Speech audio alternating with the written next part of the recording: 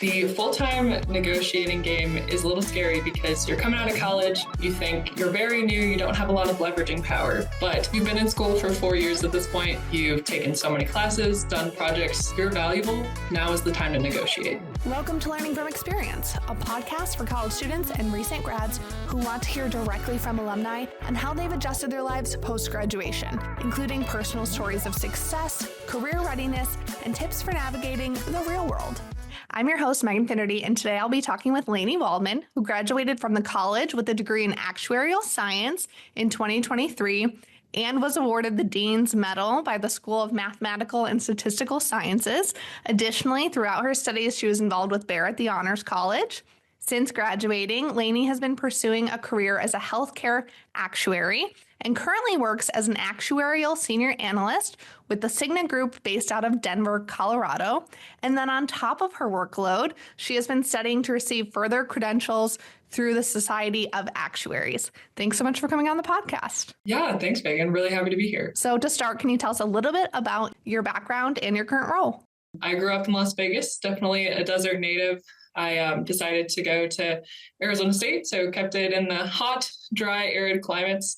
I actually started in Arizona State as an engineering major. I think a lot of times when you're really good at math and science, everybody pushes you towards engineering. Was not my favorite. Took a bunch of career quizzes and then found my way to actuarial science, which is what I majored in while I was at school. Now, outside of graduation, I started work with the Cigna Group, which is a major health insurance company, kind of similar to Humana or United. Most of my work there is focused in the actuarial science department. So to give you a little background on what actuaries like to do, the metaphor I like to use is that actuaries are the weatherman of the insurance industry. So we like to predict what's going to happen and synthesize that into two main things. One is the prices of insurance products, which is obviously very important to make sure insurance companies have enough money to fund out their claims. And the second element is to make sure we have enough money at any given time to pay out the claims that are coming in. My role is very sales focused and making sure our sales teams have enough of that pricing information to get cases and win business for Cigna. Outside of my day job, as I like to call it, I'm very involved with recruiting, primarily in the West region. So go Sun Devils, still recruiting for ASU for Cigna. And then I'm also very involved in planning our summer internship. Do you remember what it was like or how you were feeling when you were getting ready to leave ASU? You had to go on the job market. Yeah, it's definitely a very daunting process. Transitioning from being very school driven and assignments, homework, and tests are all you really know for the first 20, 22 years of your life. Switching into that career focused, project led part of life is definitely a very big transition. Applying to jobs is also really scary. I know the job market is also becoming increasingly complex. The key for me to kind of alleviate those nerves and make sure things were going to go well is just apply to as many things as I could. Talk to advisors about how my resume was looking, writing cover letters, anything that they've kind of heard on open positions. I would also say that applying to internships my sophomore and junior year gave me so much experience on how to handle those relationships with recruiters, how to talk to companies to get a job. Overall, very scary process, but I think there are steps you can take along your time at school to help make the transition easier. You just mentioned internships. Did you have any internships that helped you figure out what kind of company you wanted to work for? Yeah, that's a great question. So actuarial science, the internship game is a very big part of the recruiting process and developing as an actuary. So the summer between my sophomore and junior year, I interned with Humana. That was a COVID summer, so I didn't get to go to Louisville where they're based, but was very good foundationally on learning what an actuary is going to be like, and also helped me determine that I wanted to be a healthcare actuary long term. Going into my next summer, the summer between my junior and senior year, I interned at Cigna, which is where I am working full time now. The internship was a great experience. I think Cigna does a great job of fostering connections between interns and full-time candidates so that you really get to feel like you're part of the community. It also helped me realize that I wanted a company full-time that was large and had a lot of resources to develop, move vertically or horizontally, and also get through my exams and my credentials as fast as possible. What was it like for you to negotiate salary with confidence, especially knowing that it was your first time? Or did you negotiate salary going into your first job out of college? Yeah, so the full-time negotiating game is a little scary because you're coming out of college, you think you're very new, you don't have a lot of leveraging power. But on the other side of things, students do have a lot of leveraging power, especially if you were very driven in college, got good grades, or were part of a lot of clubs. So I do have a few pieces that I think really helped me gain that confidence. So the first thing was, if you can, try to have some kind of existing offer that you can have in your back pocket to know, one, industry rates and know whether the rate you're getting offered is appropriate. And then two, having that there to leverage when you're going in is really important. So I was lucky enough where I did have that opportunity when I was applying full-time to have an offer in my back pocket, leverage it, and then got the results that I wanted to see. The next thing is to actually think about why you deserve more money. Right? You've been in school for 4 years. You've worked your butt off basically that entire time. You're really good at this and you're prepared to go in. Think about the research projects you've done, the classes that you've taken that have made you more qualified, the leadership positions you've had in clubs. There's some way in which you are valuable to the company, right? That's why they gave you an offer in the first place. They want you. And so if you can specifically identify how you're valuable and how you're unique, that's going to make you a lot more prepared when you come to the table. The next thing is to practice ahead of time with a trusted friend, professional advisor. I know I was very, very nervous going into that conversation negotiating. I think I practiced with 4 different people. This helps you get your talking points down. And I think the last thing that really helped is to ask yourself whether you're willing to walk away. If you're not, and that's a situation a lot of people are in, just have that in the back of your mind on how aggressive you want to be in these negotiations, right? I know the job market's very competitive right now. If you're not in a position to turn down a job, just be aware of that as you're going in through these negotiations. If you are, that's even better, and be comfortable with saying no if they're not giving you what you deserve and what you want out of your job. That is amazing advice all around. Just wondering your thoughts on, should everyone try to negotiate? For the most part, yes. If you acknowledge the motivations that the people who are offering you this job, the people who are offering the job want to get the best talent for the cheapest price. That's their motivation coming in. Your motivation is to try to get the best compensation you can for basically the same level of job that you're going to do at any company. Because the other party is trying to get you for as cost efficient as possible, they're probably going to come in with a value that's a little bit lower than what they can actually afford. So in general, I would definitely say ask, right? The worst thing that they're going to do is say no. Most of the time, especially if a company wants you, which they probably do because they gave you an offer and they respect you as a professional, the worst thing they're going to do is say no. I know this is really common for women to feel like you can't negotiate or you don't deserve the raise that you're trying to negotiate for, but more likely than not, you're going to have all those credentials. You're going to have something about you that deserves a higher market value. What advice would you give to students or graduates on how to research salary data and make informed decisions? There's definitely a few elements here. I think one thing that is extremely helpful, but a little bit harder to get the information, is just having wage transparency with your peers. I know this is kind of a taboo topic, especially for the older generations. I know I'll talk to my mom about it and she's like, oh, we never talked about salary, never want to talk about that with anybody else. But I find your peers who are applying for the same jobs you are, they're going through the exact same experiences, are going to have the most relevant information based on your experiences on what you are going for at a market rate. So if you have that kind of comfortable, honest relationship with friends, peers, go into that and say, hey, I want to have an honest conversation about this. Are you willing to share this information? That is going to be the most relevant data that you have. Was a really big thing for me when I was going through full-time offers. The next thing, online resources are also great. Not quite as specific as talking with friends and peers, but it's a great way to get it without having to have that awkward talk with a friend about what they're probably going to make.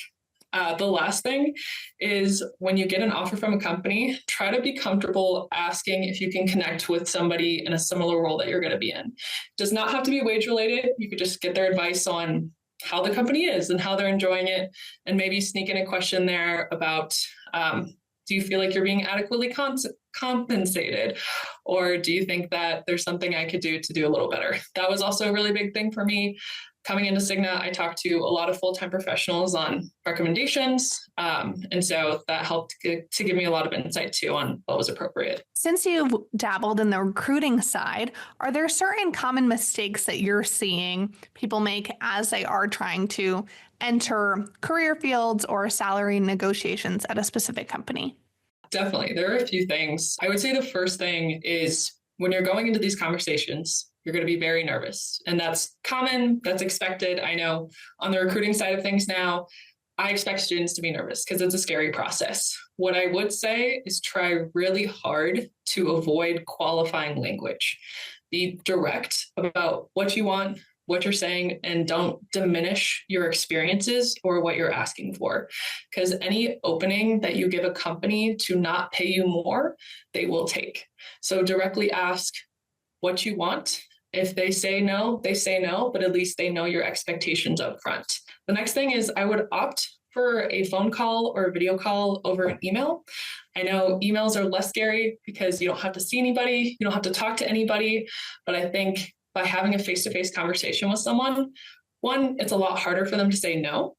And two, I think that generation that is deciding our salaries at this moment is a lot more inclined to respect a phone call or a face-to-face conversation.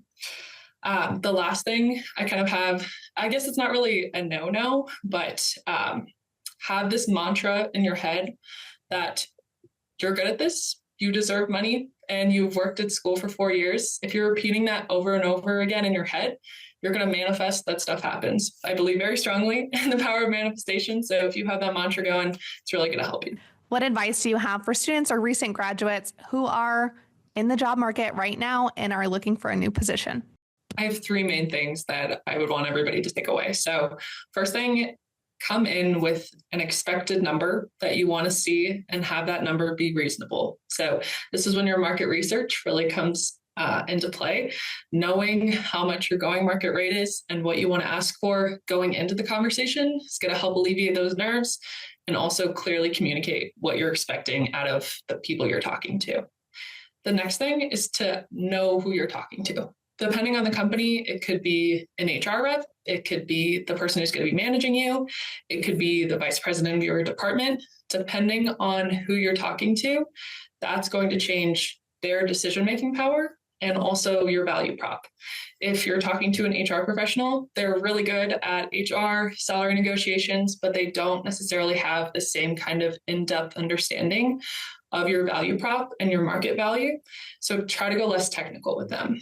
When you're talking to potentially your future manager or a department lead, they're likely going to have been in roles that you're applying for now, will understand how your experiences in college will contribute to your value. And they're probably going to have a little bit of a higher decision-making power. So they might be able to make decisions right there live on the call. The last thing is to not just focus on salary. I know salary feels like the most important number. You know, you tell your friend you're making X amount and that's the be all end all, but there are a lot of different ways that you can get a raise when you're going through these processes. So salary is important, but bonus is also a really great place to get money. That could be good for relocation, just starting off. Cost of living adjustments are also really important here. And then also don't be afraid to negotiate PTO, especially with smaller companies where they can change those types of things a little bit easier.